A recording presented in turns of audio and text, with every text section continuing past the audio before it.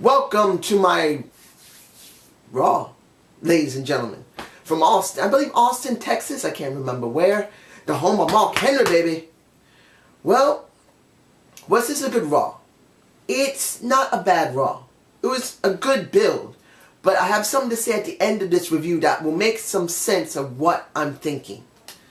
Now, the beginning of the show, with Batista, Randy Orton, and Triple H, the King of Kings.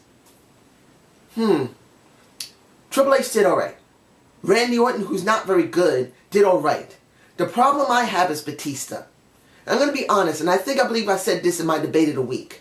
Batista did not come back different. Now, I'm sure a lot of people are saying, well, that's good. We like Batista. Well, here's the thing, ladies and gentlemen. Batista went away, and he essentially did a couple of movies, and then he went literally into MMA and Bellator. And the problem I have is this. I really believe that he should have came back and combined a little bit of his MMA style with a little bit of wrestling. Brock Lesnar is not a great example, but he is the only example. He's mostly used a lot of his old wrestling stuff, but he also threw a little bit of Bellator in. Well, not Bellator, UFC, where he does a Kimura lock. But let's be honest here. Batista doesn't really feel right. There's something wrong. It's not because he's not with those, ow, I hurt myself. Oh man, that wasn't good. Ow. Oh, that hurt. Sorry, ladies and gentlemen. I'm not supposed to be doing any funny moves with this bad leg. But it just doesn't feel right with Batista. He just does not feel like he's all there. It feels like he's missing something. It's not because he botches his promo segments or his in-ring segments. It's not just because he still gets tanked in the ring, which he does. It just feels like there's a quality missing. Now, we left in 2010, he was a very weak heel, and I believe that might be part of it. When he came back, he didn't come back as a very strong heel, but he didn't come back as a really strong face either, even though everybody was happy to see him. And I'm one of them. I love Batista. But there's just something missing. I do believe that he should have came back with a little bit of MMA. Maybe he should have came back and did a little bit of more ring work. He could have gone to the training facility for NXT. Maybe he should have gone there without many cameras to be seen and do a little bit of work, because he's been gone for quite a while. I might be skewed because of his size. I don't think so.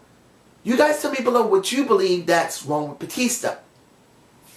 Now, the work between Randy Orton and Daniel Bryan, the no DQ match. The problem I have here is that I've seen them a lot. And I'm not 100% bored with them. It's just that it's beginning to become repetitive. I've seen a lot of Randy Orton. I've seen a lot of Daniel Bryan with Randy Orton. If they have kept them separate enough, I wouldn't have a problem like, oh, I can't wait to see the match. But essentially, I've seen them a whole bunch of times before already. Fighting one another or actually having a match. And it kind of has taken away a little bit of the drama these guys are going up against. I'm glad they're reaching WrestleMania, and this hopefully will blow off after that, but I don't believe that. So I'm beginning to lose the freshness between these two. Batista getting knocked out in the face with a flying knee doesn't make it any better, ladies and gentlemen. I'm sorry. Like I said, why couldn't Batista come back with a little bit of MMA style in his technique? He just feels like an old generic weak Batista, and it just doesn't feel right for me. It wasn't bad, but it's just something missing for me. Now, I wish to say that wasn't missing was Paul Heyman in his segment with the video package, and what he said was very good. But I do have one problem with it. But the video package looked very good, showing about the former WrestleMania people that the Taker has gone up against and had such a hard time with, but then Brock Lesnar has done such a great time and had a great capability of, well, he kicked their asses. Which makes sense that they were promoted like that. But here's my only problem with it. Brock Lesnar is doing a very limited run in the WWE. He doesn't go every week to a different venue. He only goes to select ones. And before he did that, he only came back in the last 2 months. 2.5, maybe. Maybe 2.5 months. And the problem I feel is that he hasn't gone in the ring at all. We haven't seen anything really substantial from him for months. And before he left, he pretty much almost got his ass handed to him. So he doesn't feel very credible to me. I'm not saying he couldn't win against the streak. It just feels like there just hasn't been enough. Mark Henry getting his ass handed to him twice is not enough. And I don't like that he got his ass handed to him. They could have done a feud between Mark Henry and Brock Lesnar. Why? Why didn't they do that damn feud? I don't get it. It would have been substantially better than what we've seen from WWE lately. But the segment with Paulie was good. Now, the Shield and... I'm going to say it like this. I understand why they use Kane to try and transition the Shield from heels to faces. I'm not 100% against that. It's good to have an older veteran being used in a capacity to get some new guys over. But here's the thing that gets me. They're saying that Daniel Bryan was helped by the King in Memphis. Okay, he goes to the ring, the Shield escort him into the ring, and then the Shield turn on Kane and hand his ass to him in a very large plate of a triple powerbomb. But here's the problem. Last year, they did the same thing to him when he was a 100% face with Daniel Bryan. Now again, the Shield lays the smackdown on him. Lays the smackdown on the Kane. But here's the problem. Kane is not a credible threat. He gets knocked out by Big Show. He gets his ass handed to him by Daniel Bryan twice. He gets his ass messed up by a CM Punk, for that matter. Kane has gone from being interesting, saying you now have the hire of the monster. The monster's under your hire. He throws his mask down on the ground and becomes a crony. But not a good crony. We need a strong, powerful one to really get these guys over. And the problem is that, to me, the Shield got over in Texas. No problem. They did get over. The crowd will love it. And I'm sure the crowd is going to enjoy the Shield from now on. But Kane wasn't a credible threat to them. Kane was very weak to me. And the problem next to that was that they were doing a tease constantly of them breaking up, and now they throw them as faces 100%. Of course, that means they listen to the fans. But then it just irks me to see that they didn't really see this ahead of time at all with the Shield. I'm glad they changed them. Now we may get something interesting, and maybe they'll split them up from there. But I just feel like they left a lot of loose ends for the Shield, and they made it really bad for Kane. Kane is just not a credible heel anymore. It just feels terrible. But that's just me. Now, John Cena and Bray Wyatt.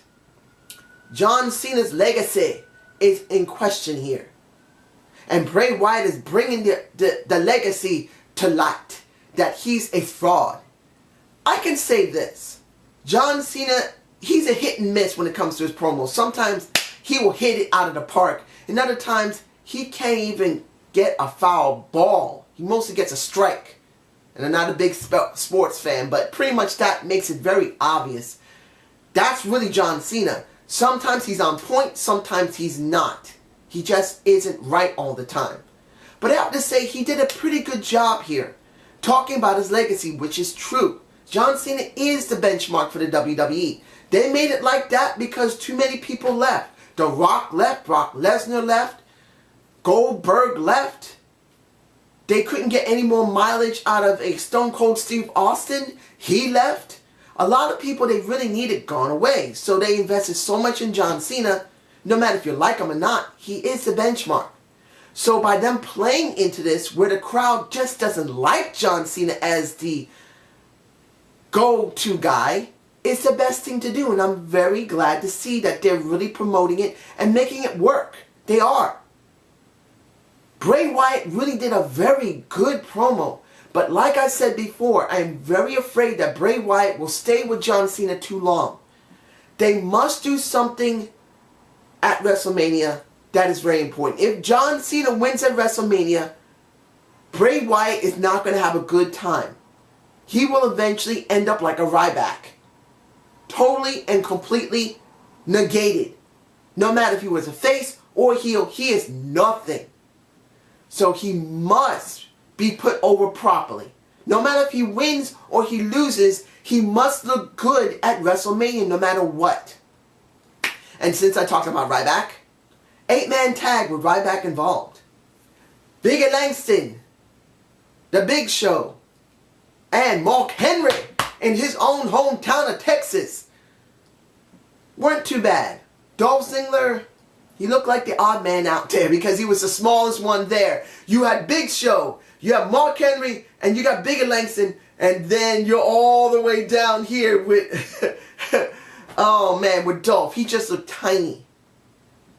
But I can say it didn't look too bad. The promo for the Big Show saying he's going after oh, this is just making me happy. The Andre the Giant Memorial Battle Royal and Andre the Giant Memorial Trophy.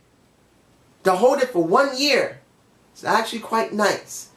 Big Show didn't look too bad. And throughout the night they did this for everyone who was involved. So, in the end, Big Show wins. And it's not that bad. But there's some matches here I just feel like didn't need to be there. One, the Usos versus the Real Americans. And the Real Americans win. Does this mean they're going to challenge them at WrestleMania? I don't know. It'll make me upset that the Usos make it a kickoff show instead of a WrestleMania match. And it may be with the Real Americans because they just won. I still want to see a Antonio Cesaro turn heel to face. But if they're going to do this and then take them off the Usos, will be kind of stupid. But that's just me. I really hope they get a WrestleMania moment, the Usos. Usos! Usos! I had to say it twice, baby. I just love them, boy. And that kind of leads me into, you know, I'm going to leave that for one of the last things I'm going to talk about. The next thing I'm going to talk about, and I'm sure you're saying, why didn't you talk about Bray Wyatt and Kofi Kingston? Because it was just leading for the John Cena thing. There's no need to. Bray won, end. But the next thing I'm going to talk about is Sheamus and Christian. I'm going to put it very simple. Canada versus Ireland. Why the fuck not? You see, Bad News Bear, why the fuck they keep doing this? And he sounds stupid. You know what would have been best? Put Bad News Barrett with Christian fucking with Sheamus saying an Irishman versus a refined Brit. That would have given me more interest than this fucking feud. Because there's nothing here. Yes, they're trying to build into the Memorial Battle Royal. But it's not enough. I see nothing here. And worse yet, Titus O'Neil, who they just turned heel, let him get demolished by Sheamus. The problem I have with Titus, and he's got the look, he has the voice, he has the charisma, but he doesn't have the character. They need to let him. I know Titus has great charisma, and he's a lot of fun, but the problem here is he needs to turn into a vicious heel. He cannot play around like this. I want to see him turn vicious. This is what we need from him. Now, I'm moving on to, let me see what's left to talk about. Actually, there's only 2 things left to talk about, which means more to me than anything. 1, tag team. The Funkadactyls versus AJ and Tamina. I don't care how the match started, even though Cameron started, and I don't hate Cameron, I love that baby. But my Naomi, who came out as a damn female fucking pirate, Yeah, baby! You showed them what a real fucking female pirate looked like when she was evil and fucking sexy. I know they're saying, dude, what the hell are you talking about? Look at Naomi with that eye patch. She looks damn sexy as a pirate. And there were black pirates back then in the 16, 17, even up to the 1800s on the seven seas. I'm sorry, it's true. Just like white women were actual pirates sailing from Spain, sailing from the UK, sailing from Africa, there were black ones too. And women ones at that. She looked epic. I love my baby. And she was the one who got the win. She nailed Tamina. She nailed AJ. She saved Cameron. And she stood tall with her eye patch that I'm still angry that she has in the first place. Please, WWE, give my Naomi a wrestle fucking moment. She earned it. She got her eye socket cracked. She's worked hard. She's on your stupid show where the Bellas who didn't even need to be there were there. Let her have a moment. Finally, ladies and gentlemen, the last thing I'm going to talk about, Mr. T. And from the title you saw, Mr. T's awesome.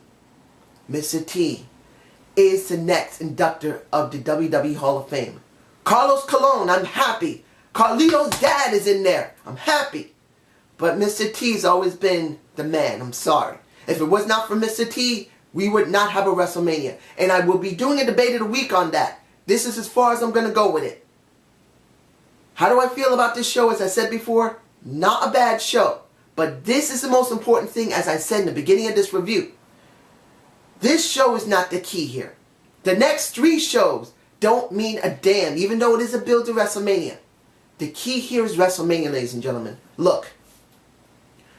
The WWE and Vince McMahon is banking on one thing right now. Truly one thing to make up for the $100 million they lost in the last 5 to 6 years.